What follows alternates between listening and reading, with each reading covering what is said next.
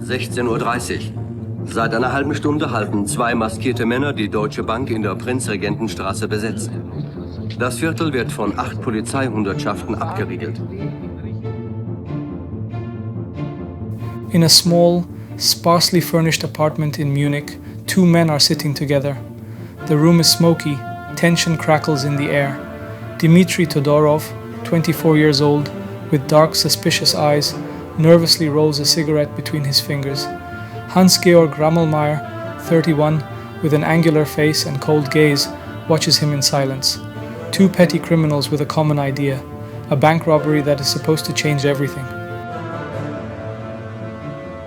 In the branch of the Deutsche Bank at Prinzregentenstraße 70, there is bustling activity.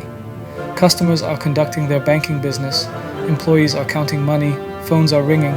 No one suspects that the fate of those present will change forever in just a few minutes. A few streets away, the unexpected happens. Hectic pedestrians wave down a police patrol. Masked men! In the bank! Submachine guns! The officers do not hesitate for a second, immediately sound the alarm. A major operation is triggered, but no one can guess that this day will end in a bloody fiasco with dead hostages, chaos like never before, and a failure of the police that will go down in history.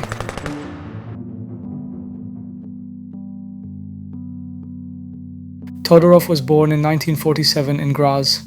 His father, a Bulgarian, was never there for him. His mother, a barmaid, fought to survive.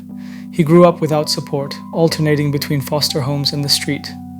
He dropped out of school, attempts to train as a toolmaker, and businessmen failed. Instead, he learned the laws of the underworld. Petty theft, fraud, burglaries. His criminal record grew faster than his hopes for the future. He met Rammelmeier in prison. Rammelmeier, born in 1940 in Munich, came from the Giesing district. He completed training as a chemographer, but the bourgeois life was not for him. Instead, he gravitated toward shady circles. He too accumulated criminal records, spent years behind bars. That's where their paths crossed. Two men caught between dreams of fast wealth and a ruthless reality. They have an idea, a big idea, a bank robbery that is supposed to change everything. Their target, the branch of the Deutsche Bank on Prinzregentenstraße. Their inspiration, a bank robbery in Toulouse, France.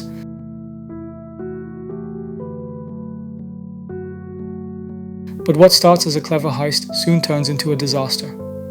Shortly before 4 p.m., the heat presses down on the city as the two men, wearing red crash helmets, masked and armed, enter the bank. Everyone against the wall echoes through the room. A scream, then silence. With practiced hands, one of the men pulls a submachine gun from a suitcase. One threatening look is enough, and the people in the bank know this is serious.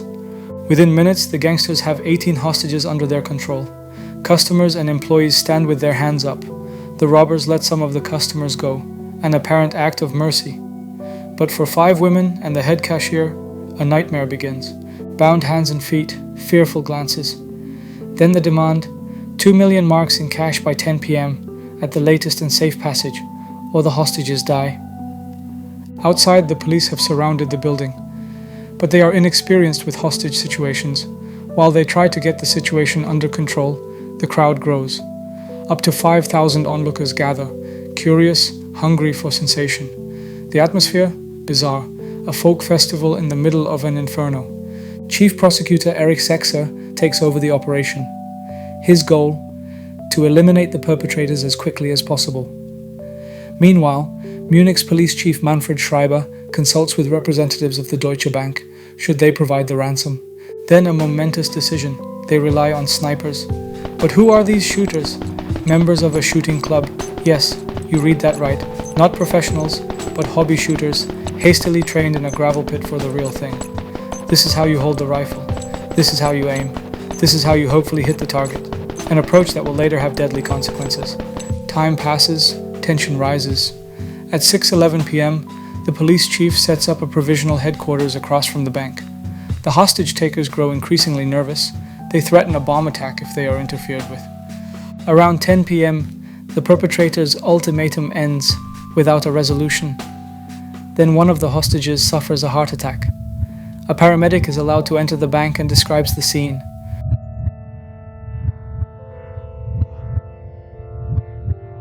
One of the perpetrators with a submachine gun the other with a revolver. The situation is extremely dangerous.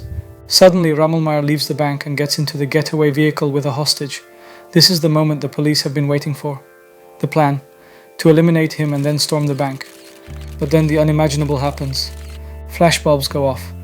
Photographers document every second. The snipers, blinded by the light, disoriented. Then, gunfire. Bullets rain down on the vehicle. Rammelmeyer is fatally hit.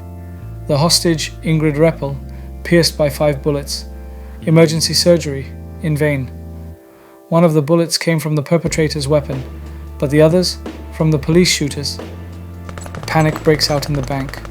Todorov, alone with the remaining hostages, knows the game is up. In the final assault, a short gunfight breaks out. Bullets hit walls, tables, windows, but in the end, Todorov is overpowered, found hiding under a desk.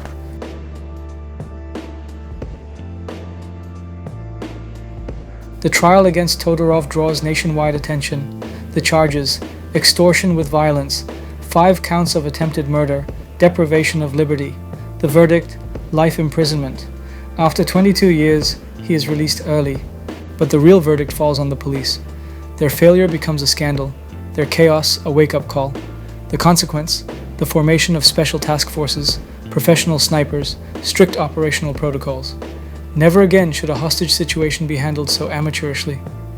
The bloody bank robbery of 1971 remains a wound in German criminal history, a memorial to failure, to victims, to unimaginable tragedy, a day that changed everything.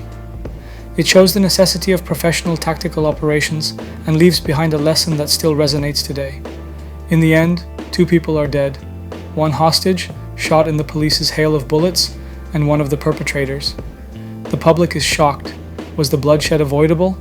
The criticism of the police is devastating. Uncoordinated, amateurish, overwhelmed. That is the verdict. But this day changes Germany.